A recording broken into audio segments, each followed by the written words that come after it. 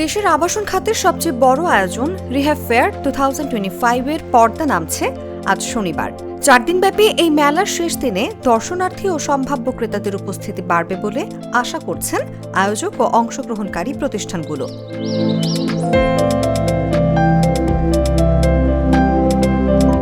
রাজধানীর আগারগাঁওয়ে অবস্থিত চীনমৈত্রী সম্মেলন কেন্দ্রে আয়োজিত মেলার তৃতীয় দিন গতকাল শুক্রবার ছিল ক্রেতা ও দর্শনার্থীতে মুখর।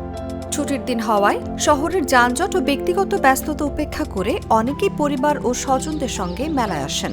বিকেলের পর থেকে বিভিন্ন স্টলে উপচে পড়া ভিড় দেখা যায়। কেউ খোঁজেন সাধ্যের মধ্যে একটি ছোট ফ্ল্যাট, আবার কেউ ভবিষ্যৎ বিনিয়োগ হিসেবে প্লট কেনার তথ্য নিচ্ছেন।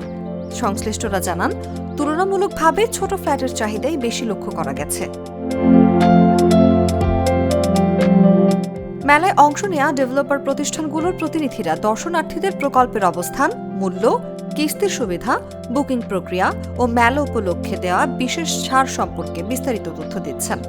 অনেক ক্রেতাই সরাসরি সিদ্ধান্ত না নিলেও বিভিন্ন প্রকল্প তুলনা করে দেখছেন। রিহ্যাব ফেয়ার 2025 শুধু কেনা বেচার আয়োজন নয়, এটি আবাসন খাতের বর্তমান চিত্র, সম্ভাবনা ও ভবিষ্যৎ পরিকল্পনার একটি গুরুত্বপূর্ণ প্ল্যাটফর্ম হিসেবেও বিবেচিত হচ্ছে।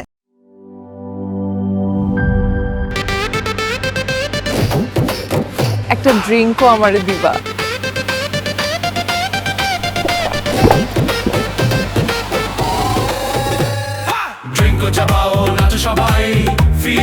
ড্রিঙ্কো হাতে তোমার বিয়ের, হলুদের অথবা রিসেপশনের নাচের ভিডিও #ড্রিঙ্কো দিয়ে শেয়ার করে জিতে নিতে পারো সিঙ্গাপুর হানিমুন ট্রিপ।